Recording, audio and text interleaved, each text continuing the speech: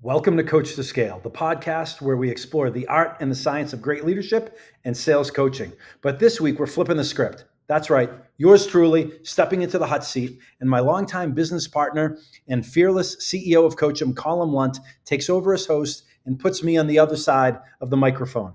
I'm going to share what I've learned from the best over the years and also the many, many takeaways from interviewing such excellent leaders over the past year plus. We're talking long-term coaching investments, why balanced feedback motivates more than criticism, and the two traits all great leaders seem to share: commitment to development of themselves and their people, as well as curiosity. I'll also share quick wins for frontline managers. Oh, yeah, and we're going to talk about my favorite coach, Bill Belichick, and what he taught me and others about performance, preparation, and accountability. Let's go. Welcome to Coach to Scale, how modern leaders build coaching cultures. I'm your host, Matt Benelli.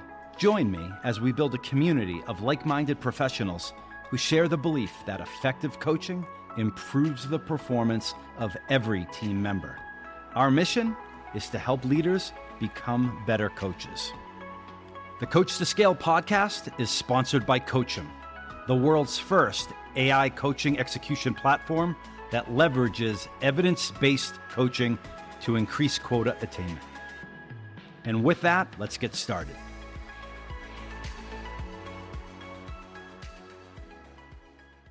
I'm Colum Lundt. I'm the guest host today of the Coach to Scale podcast, and it's my pleasure to interview your normal everyday host, Matt Benelli. Matt and I have worked together for many years, but give you a little background on the guy you're listening to on the Coach to Scale podcast. Matt has close to 30 years in sales and sales management. Started off his career working for Fidelity, went from sales to sales management to sales leadership at Oracle for 15 years, I believe, Matt, maybe 62 and a half quarters.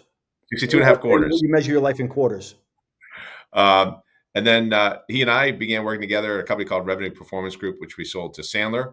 Matt then took over the technology practice where he sold and trained and consulted B2B sales organizations across the globe. And then we sold that and founded CoachEm.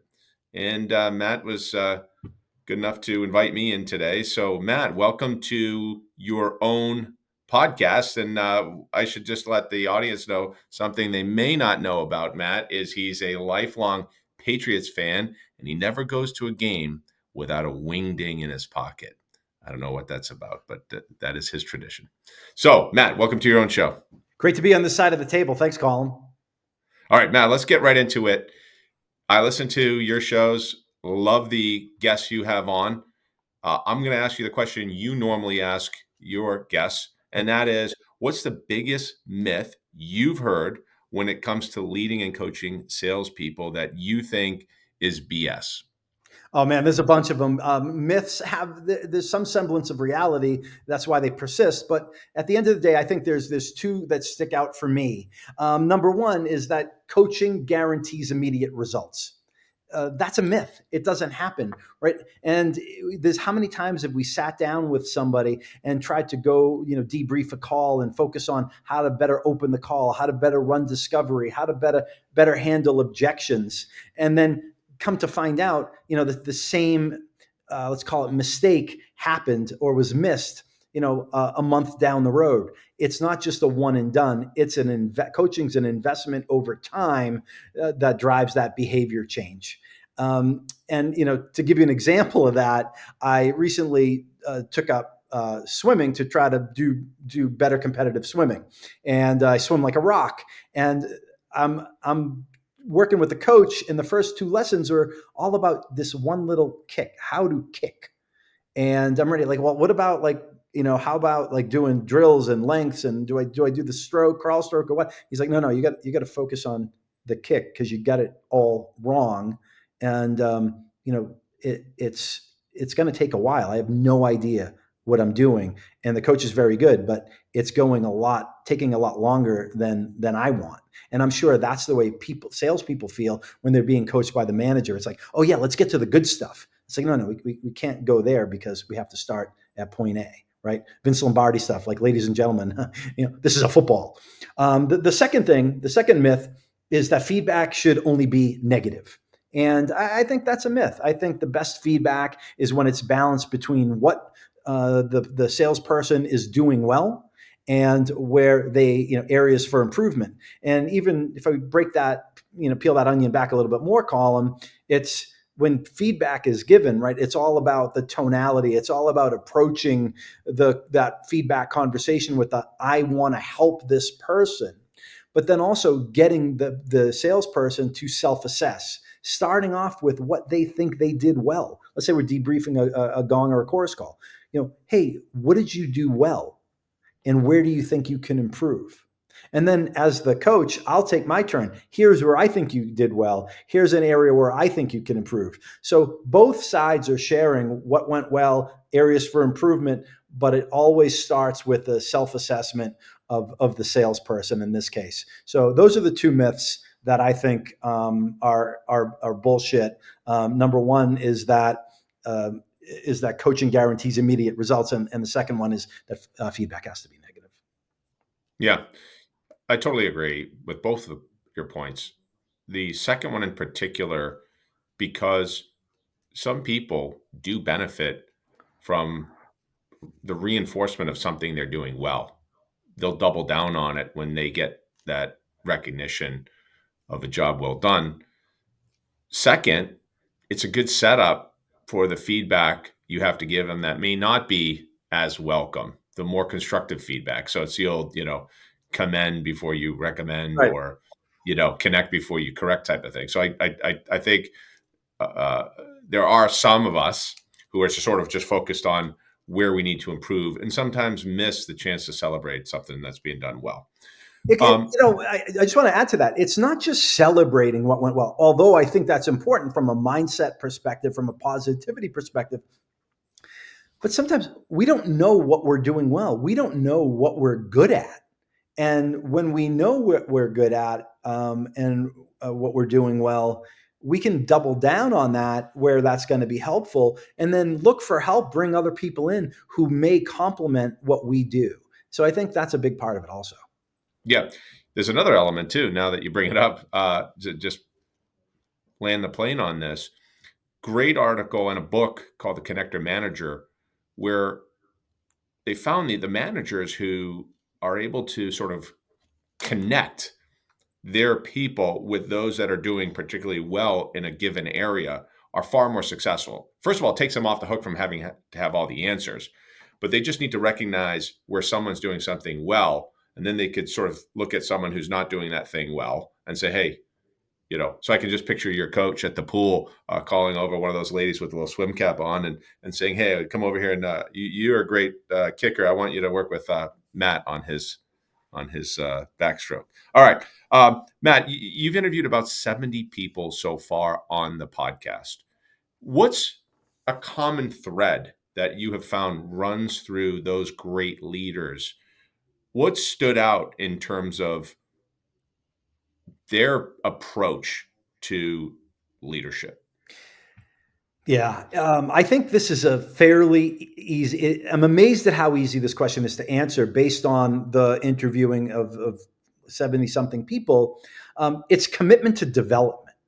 And what I mean by commitment to development, I'm talking about commitment to their own development as a senior sales leader, senior business leader, but also the development of their team.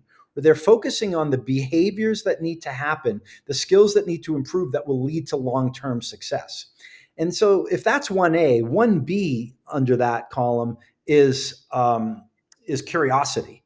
And I would say, if not 100%, 98, 99% of the time, this topic has come up.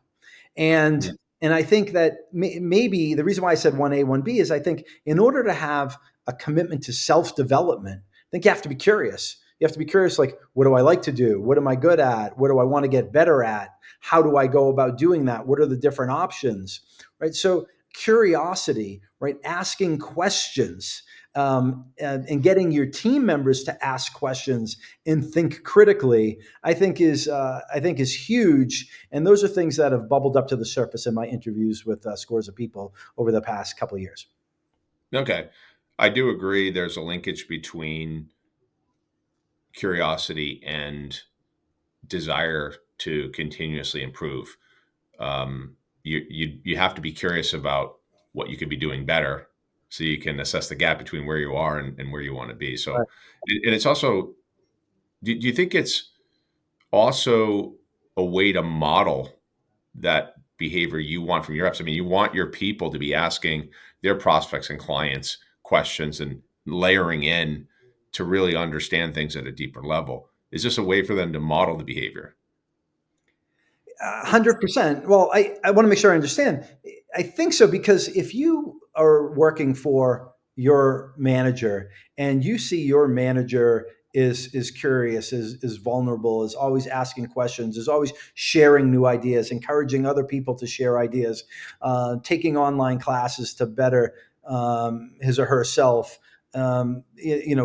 networking, or just focusing on the things that he or she is talking about with you, isn't that going to pull you up like almost naturally? I think that's going to automatically get you to see, like, wow, if I'm going to be successful working on this team for this person, I got to up my game. And this person's modeling some of the ways to do that. Doesn't mean I need to do it the exact same way. Doesn't even need to mean I need to focus on those exact same topics, but I got to be doing something.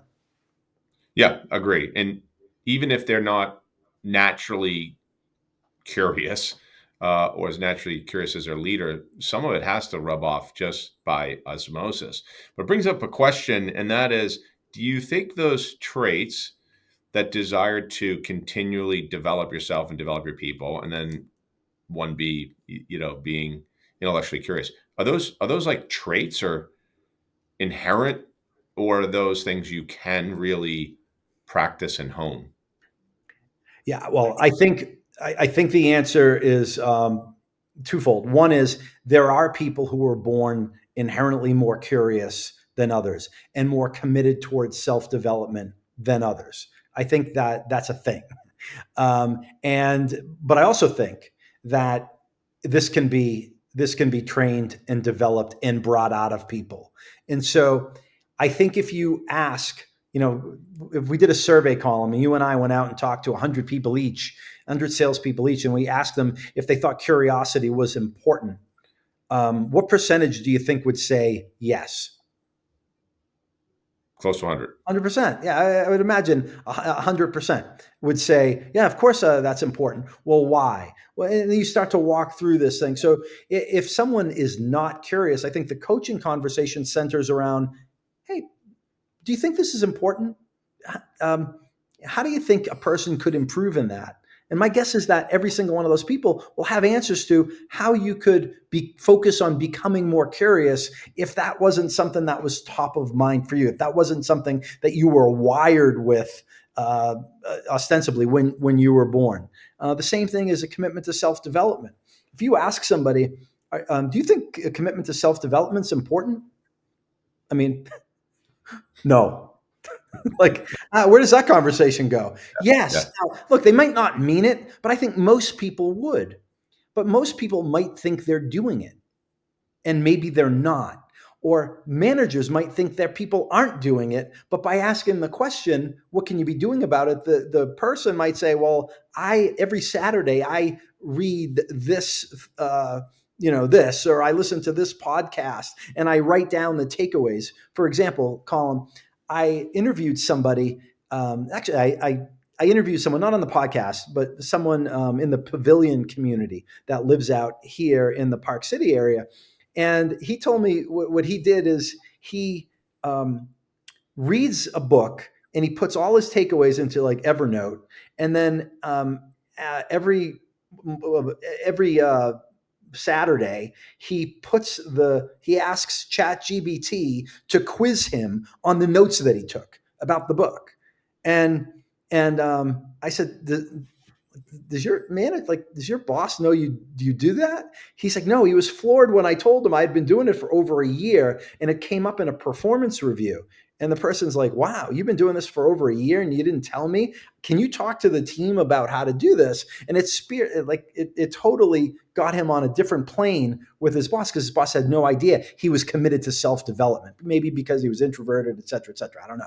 But I think those are some examples of commitment to self-development and curiosity, and ways to bring that out and take that movable middle on the team, right? The let's call them the B players, and focus on moving them up to the right a little bit. Well, it sounds like that guy has a connector manager, and he's obviously working hard to take away key lessons, best practice, golden nuggets from the content he's reading or listening to. Speaking of which, I'd love to know from your vantage point, what are the top 3 nuggets or takeaways you think a frontline manager listening to your podcast who wants to move up the ranks, what are those top 3 takeaways they should think about embracing, applying in their role today? Yeah. So the first thing that comes to mind, and it's something that you touched on, is holding themselves accountable, right? If you're going to hold someone else accountable, you have to be someone who holds yourself accountable first, right? And so if you want, like, we can go dig into the ways to do that, but that's number one. You have to be someone who believes that you hold yourself accountable and are perceived to do that as well. Other things that new managers can do. Number one, setting clear expectations with your team, right? What are we here for? Where are we now? Where do we need to go? And what are the must do's? What are the nice to haves? Like, set the record straight on what it's going to take to work on your team. Number two, meet regularly to check in on the progress. You can't just say, hey, this is how I expect things to be done, and assume they're going to be done that way. That's a recipe for disaster. And then number three, give timely and specific feedback. Recognize people who are doing things the right way, right? The behaviors, not just the results. Recognize when the behaviors are being done the right way, but also give feedback when you're seeing people go, off the path, right? Timely and specific feedback. Okay. I think I actually wrote down 4. I think you gave us 4 there. So accountability, first and foremost, for yourself, be Yep. Perceived that way. 2, you talked about setting clear expectations, right? Yep. Setting And clear expectations. uh, Yep. okay, and I want to just touch on that for a second, because I think both of those, the third thing that you mentioned was inspect what you expect, is how what I wrote down, and then fourth is that timely feedback. I want to touch on the first couple for a second, because I think they're related. So let's pretend a manager does set clear expectations, or the company has certain minimum committed behaviors. Hey, you come work here. I remember my first job. It was like, hey, you want to work here? Here are the hours. It's a minimum of 60 calls a day, et cetera, et cetera. Like, it was not an option. So let's pretend a company has minimum committed behaviors, or a manager lays those out. Why do you think they struggle, from your perspective and thinking about them, folks you've managed? Why do you think most people have a hard time holding their reps, their customer success managers, accountable? Well, I think a big part of it is that they're not doing those things, right? Not first and foremost, they're not holding themselves accountable. For example, um, each manager has he or she has certain behaviors or things that they need to do on a weekly basis. If they're not doing them, their own behaviors, it immediately becomes more difficult for them to hold other people accountable. If they're giving excuses to their boss on why X, Y, or Z is not getting done, and their boss is accepting it, they're more likely to accept those excuses coming from their people, right? So I think that's number one, is that they're not modeling the accountability behavior. Uh, Another thing is they want to be liked. People want to be liked, right? And that's fine. There's a book that I just ordered. I haven't read it yet. It's called the Courage Not to Be Liked, and I just bought it based on the cover because Yeah. it's so important. But I think that's a huge barrier to holding people accountable, is because managers sometimes struggle with how to do that, how to be empathetic, but not get rolled over, if that makes sense. And then Yeah. the third part of that column is they don't have a framework for doing it, and the framework is, I think, part of what I just described. Right? It's, setting those clear expectations, meeting regularly to check on the progress, giving timely and specific feedback, and then the fourth one, which I didn't bring up but I think is important, is addressing underperformance immediately. Right? Not kicking the can down the road. I call them, that will be that proverbial difficult conversation, right? That's the beginning of the difficult conversation, when someone doesn't do something simple that they're supposed to be doing every week. It might not be a big thing, but when it's not done consistently over time, it's hard to go back and correct 6 months down the road. If that makes Yeah. sense. Yeah. Better to nip it in the bud. Uh, that makes sense. The manager behavior, it's You sound interesting. surprised. What's that? You sound surprised. No, no. I think these are all interrelated. But quick story. I interviewed someone one time, and I was a fairly new manager. And in my process, I always start 3 roles back, and I want to know a lot about that person's role within the team and how they did and what made them leave and what made them take the next role, because I think it builds a sort of pattern, right? And so I said, so what made you leave? He said, oh, well, the guy I worked for left and went to this new company and he pulled me in. And I said, okay. Went to the next company, asked the same question. He said, oh, that same guy that I worked for went to another company. And I said, wow, seems like you really think this person's good. He said, best manager I've ever worked for. So I got curious and I'm like, really, what was one of the things that you found to be so important and valuable in terms of his style or approach, whatever? And he said something to me, which was sort of a gut punch. He said, he never missed a one-on-one with me. And I say it was a gut punch because I was just thinking, holy smokes, you know how many one-on-ones I've pushed off or blew off or what, Yeah. at that time. And that particular manager kind of kept that sacred. That was a behavior. He held himself accountable and thought enough about his people to make that a priority. And so I mentioned that because I do think you're right. I think people have a tough time holding other people accountable when they don't hold themselves accountable. They have a tough time holding them accountable when they don't have clear expectations. And of course, there is a natural reluctance to have a tough conversation. But I think this is an important topic because it's something many, many managers struggle with across the globe, really. Well, if I could piggyback on that story, I have a similar story that's resonated with me for many, many years now, where somebody came and they moved, and I'm gonna give him a shout out. His name was Yorick Astier.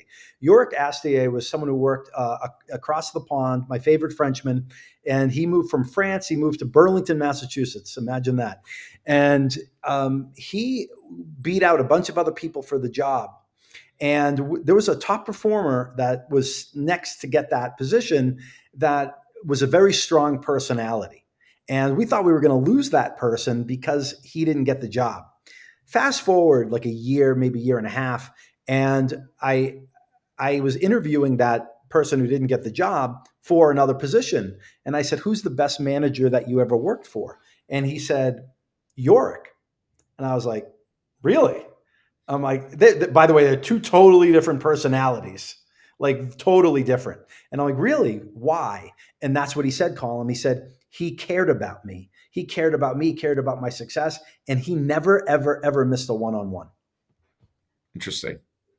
There's something about that, right? Because so many managers I find think about themselves as a sales manager. They got to manage sales, they got to manage deals. But that's not actually true.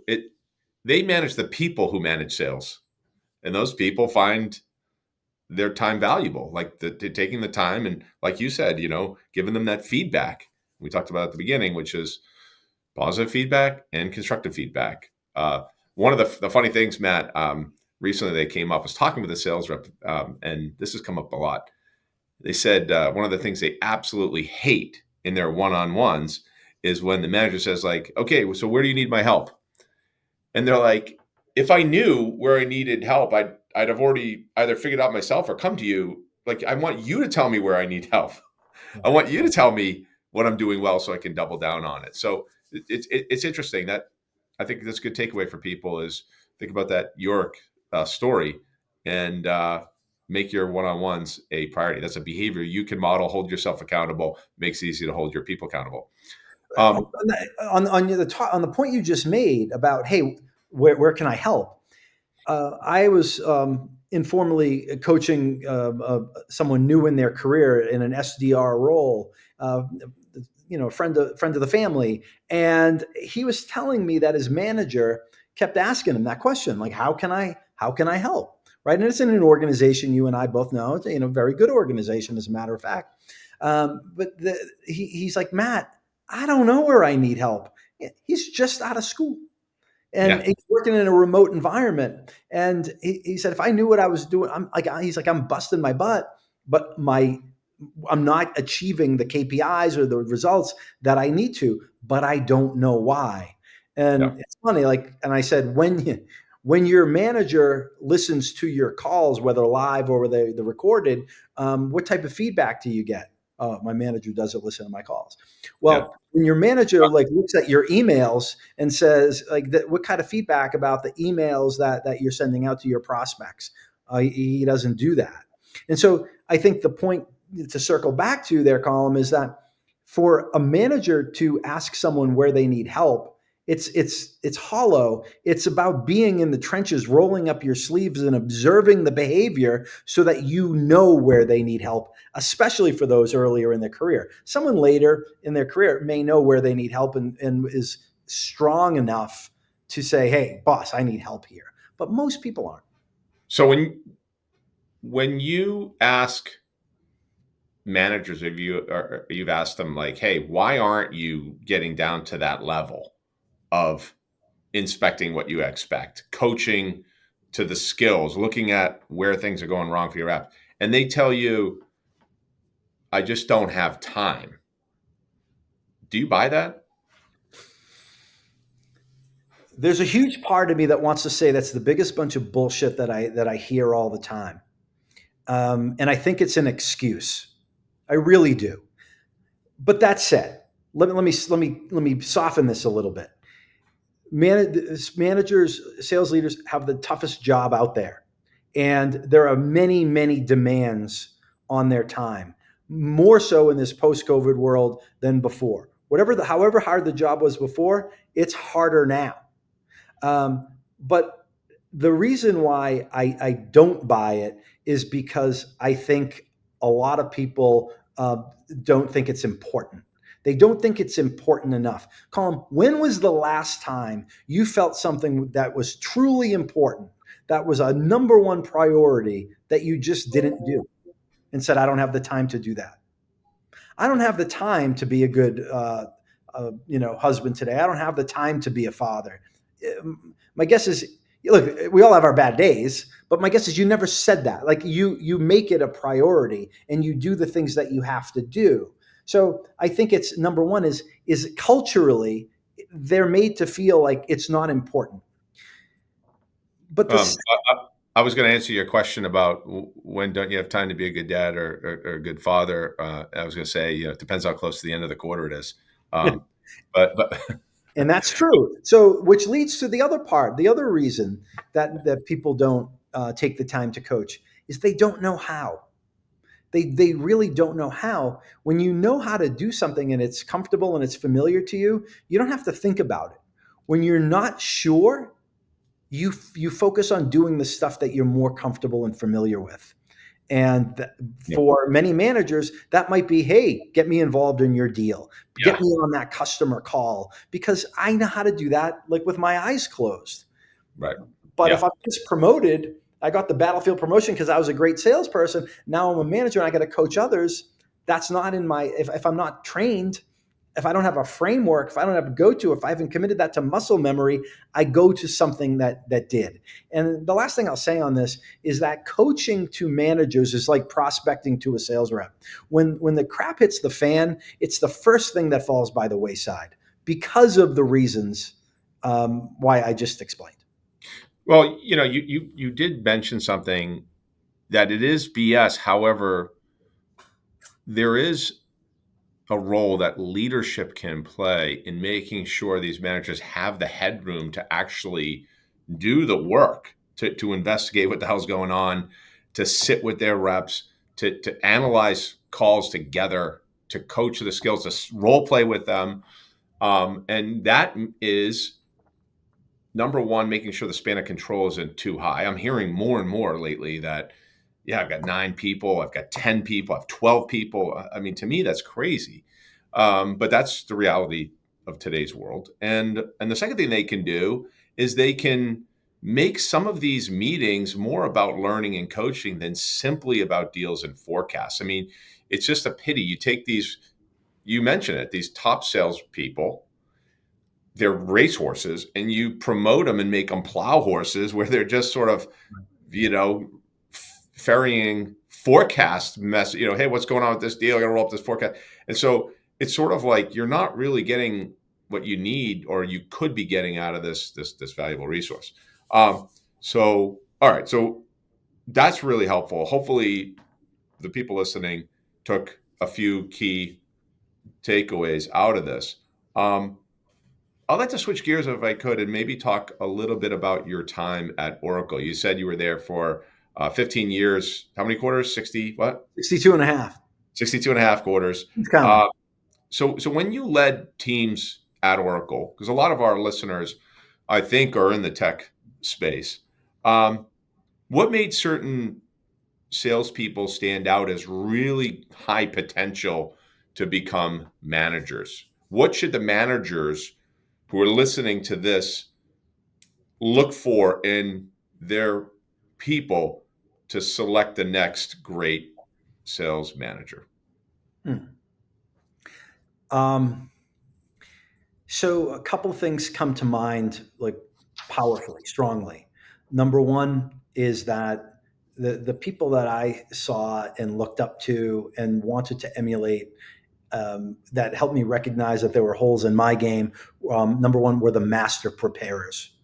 They were always prepared. So, Colum, you and I share a commonality. We were both in the Marines, not together, but we both served in the Marine Corps, and so we both are familiar with the 5 Ps, or the 6 Ps watered down to 5. Proper planning prevents poor performance, and I truly believe that the best of the best were prepared. They didn't waste any time because it took time to prepare, but because they were prepared, the meetings went better. If they were a customer meeting, they went better when they had set that upfront contract, right? And they knew what the outcomes they were going to get. They anticipated the objections. They prepared questions. They thought about not only what they wanted to go right, but they anticipated what could go wrong, right? But also the managers, the people who made the most of the team meetings, who made the most of the one-on-ones, they didn't come into a team meeting and say, "Hey, what do you guys want to talk about today?"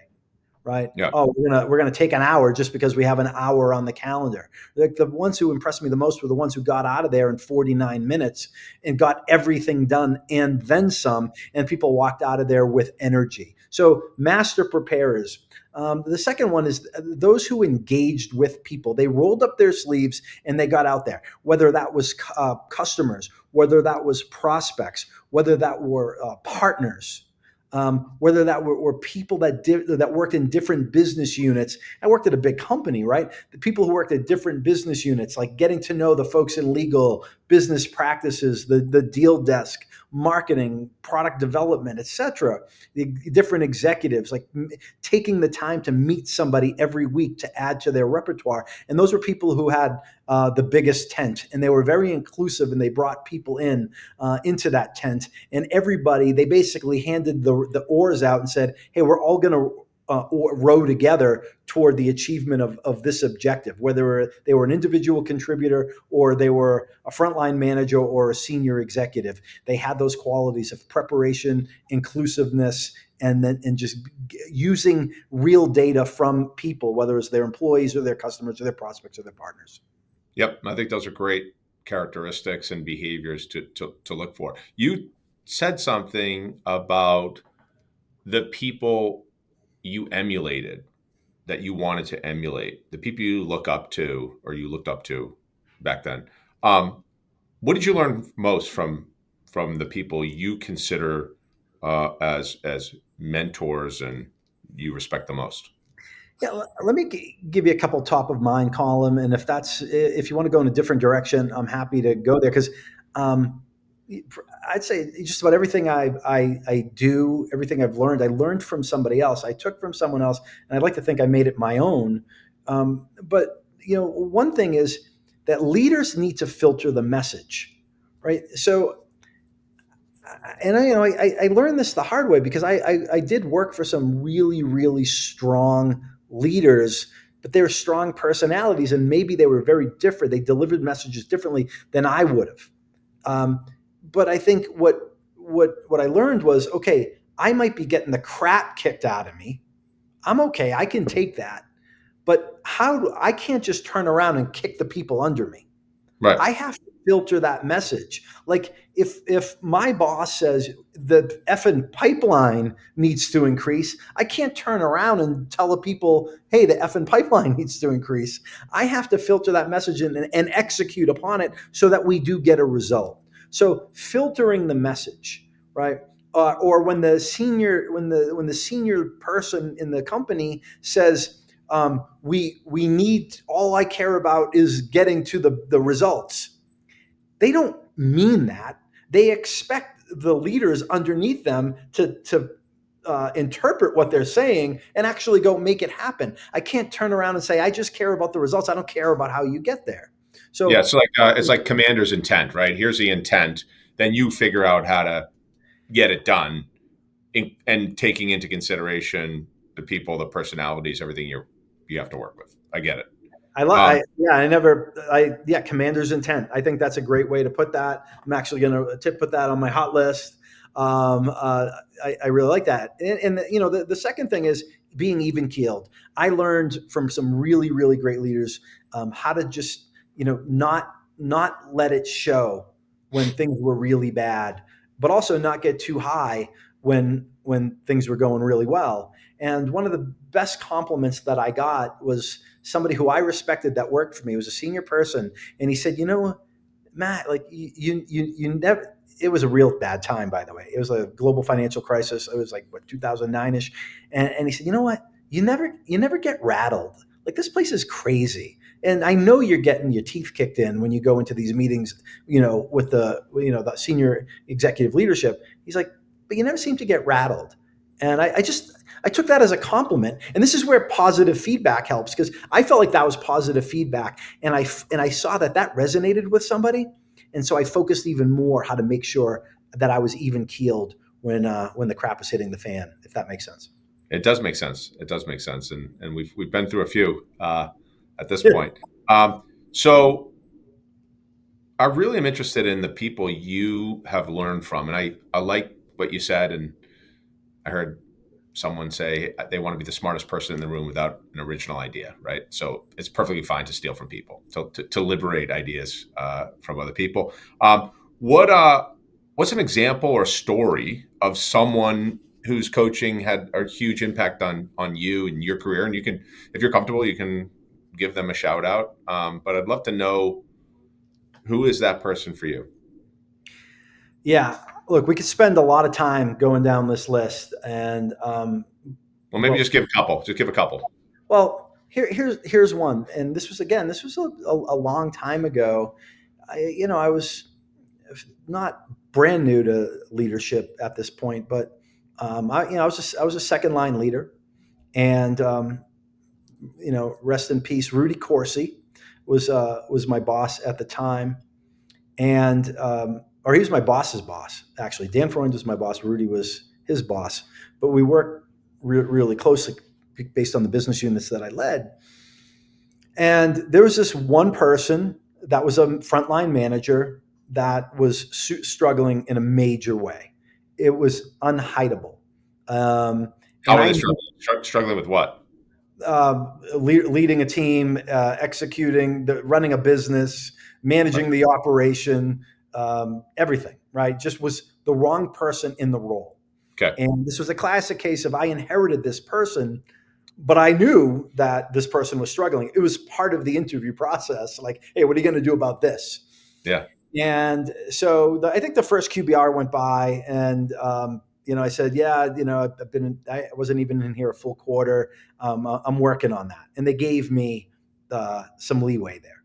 The second QBR, the same thing came up, and without realizing it, I was making excuses. Well, I'm still trying to figure it out. I got other issues over here. We're trying to get to the number. I don't want an empty chair. Like all the excuses that everyone else gives for harboring underperformers. And Rudy, stone cold, like looked me in the eye, and he had a really nice way about him. When he could be a bastard, but when Yeah. he was a very charming person when he wanted to be, and he would say, you know what, Benelli, your reputation, you're a really nice, people like you. You're a really nice guy. And that's good. That's really good. But in this case, you might be a really nice guy, but it's making you a really bad leader. I was like, oh, boom. Like talk about a punch in the face. Yeah. He's like, yeah, you're a nice guy, but you're a bad leader. And I was like, all right, I'll never forget that. So that's an example of someone whose feedback was 100% right. And I don't want to say it's not what I wanted to hear; it's what I needed to hear. But it was delivered in a way that would compel me to act. Like he knew that I was the type of person whose skin was thick enough to take that, Yeah. but I was also one of those folks like earlier on in my career who, was the guy who wanted to be liked. Yeah. That's fair. I think everyone has that to one degree or another. What's the second person? You mentioned there's a list of people, but how about one more? Yeah. So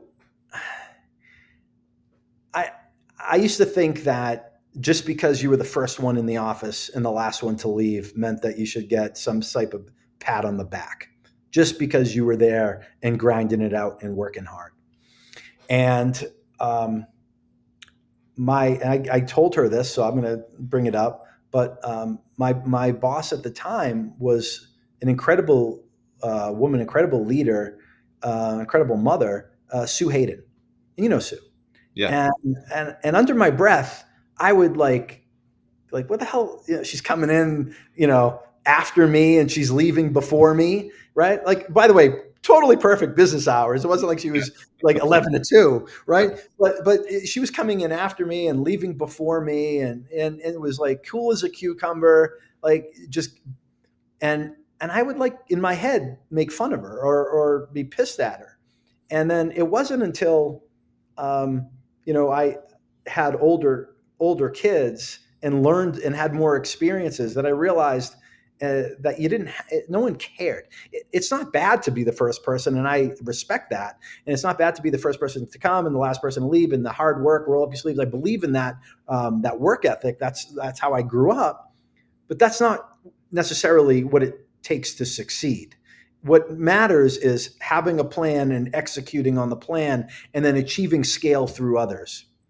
And I learned that initially from her, and then I learned that I got a master's degree in that from someone else we both know. It was a good friend of mine, Dan Freund. And I would say both of those people really taught me that it's you don't have to grind all the time. There's a finesse to this business. There's critical thinking that needs to go into this business. There's holding people accountable to doing their jobs to lift the entire team up. And I give both of them massive credit for teaching me and opening my eyes to that. Yeah, those are certainly great lessons. So as we wrap up, Can I give one more? Can I give one more? Yeah, I got yeah. One more. Mike Myers. Mike Myers. Sergeant Hulka. Um, a lot of people that will watch this know you and me. They will know Mike too, right? So Mike was if I had to point to one person that I feel like helped me achieve the things that I'm proud of achieving today, it would be Mike. Mike was the person who taught me a sales methodology through Sandler. But it wasn't just Sandler, it was Mike Myers' delivery of Sandler. And I know you feel the same way about that. It was Mike who taught me the importance of focusing on the managers and teaching the managers that there's a coaching methodology. And he's the one who got me to say to the powers that be in my company, hey, forget about this flavor of the month training. All this training, I'm not saying it's bad, but I want to focus. I want to take all this other like stuff where there's no plan for it. I want to take that money and I want to focus on investing in the managers. Yep. And I learned that from him, and I learned a lot about being humble from him, and just always having a positive attitude. Not that I always did, but those are some things that I learned from Mike too, and he has had a huge impact on me. So I figure bringing that up. Yeah. Big impact on me as well. So I'm glad you gave him the shout out, and he's certainly unflappable. We'll say. What about a coach? I'd love to know. I know you're a lifelong Pats fan. You're a Boston sports guy through and through. One coach, um, one coach that you admire the most, and what attributes do they possess that you try to emulate in how you lead? Well, anticipating that you might ask this question, because I ask all my guests this question, I had the hat there, and I have an answer, and it may not surprise you. It's Bill Belichick, and he's the first one that comes to mind when I see the word coach. When I hear the word coach, that's the person that comes to mind. And really, it's about a couple of things. Number one, it's about unparalleled preparation, right? Bill Belichick, through the course of watching game film, could tell you the names, the jersey numbers, and everything down to probably what that person ate for breakfast for the previous games in that season in terms of what they were going to bring. And he would bring that to his players. Hey, you're going up against, whatever, you're going up against JJ Watt, and do you know that JJ did this and this? And the players on the Patriots would say, I had no idea. I watched the same game film. I thought I did great preparation, and I had no idea. He went to a level of detail that I couldn't even fathom. So the impact of that is that the players were ready for anything that came their way, not just like what good things could happen, but what's all the bad stuff that can happen. The second thing is about discipline and accountability, right? No one was above the team, right? And look, he got a lot of flack for that, and perhaps some prima donna players didn't even want to play for him because he was too hard. But he brought in a lot of, like, let's call them problem children to the team, and they may have been problems beforehand, they may have been problems after, but while they were Patriots, they executed. They might have got out of there after a year because they didn't, they wanted flexibility. But while they were there, they adhered to everything about the team. And Belichick did that almost to a fault, benching players likely when he shouldn't have benched players, or they might have lost a game, a big game, because that person was benched. And he never apologized to anybody for that. And it pissed off a lot of fans. And think about it, as a coach, a sales coach, sales leader, imagine letting a deal die or push to the next quarter when you could have prevented it, but it would have gone against the values that you've instilled in that team. That's hard to do. So That's the equivalent of a manager keeping someone around who's got a bad attitude or is not putting in the work, the effort, the behavior, because they're just still hitting the number. They're that sort of lone wolf that has high results, but a shit attitude, and it's very difficult. It's extremely hard to get rid of that person who's a producer, but knowing that they are, terrible in the locker room type of thing, right? Yeah, I mean, I watched the game last night. So the game last night was a Monday Night Football game. Or no, what was it? Thursday Night Football game between the Lions and the Packers. It was a great game, back and forth. Lions won, and so they're talking a lot about. I think it's Dan Campbell is the Lions coach, and he used to play for the Lions. I didn't know this, but he sat down with his leadership team, with ownership, and said, "This is the type of team that we want to build. This is our values, right? Just like you drove, and that we've done at CoachEm, right? He did that at the Lions. Like, this is the value system that we have, and then who are the players that we believe can fit into the system, and then let's put them through the ringer in the evaluation process. We know they're great players, but can they fit into the system? And I would argue that that's one of the reasons why they're the top, or one of the top teams in the league right now, and favored to go to the Super Bowl. It's about coaching and leadership. That's important. Yep, I love it, and you'll find no better example of that than Bill Belichick. So, Matt, this has been great. I've learned more than I've known you since. Probably what I've known you for probably 20 years, but I knew you as someone who raided my company and stole all the great salespeople when you were at Oracle, and then I've known you more intimately since 2014.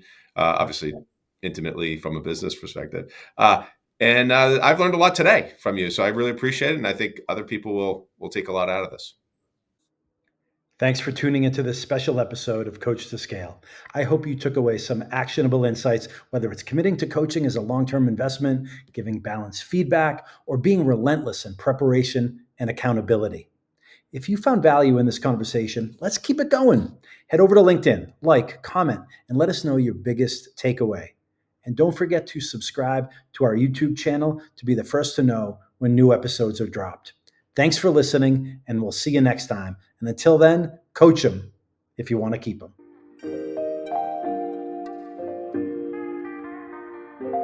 We hope you've enjoyed this episode of Coach to Scale, How Modern Leaders Build Coaching Cultures. For show notes and other episodes, visit us at CoachEm.io. That's CoachEm.io. And follow us on Twitter at CoachEmNow. See you all next week. Thanks for joining. And remember, coach them if you want to keep them.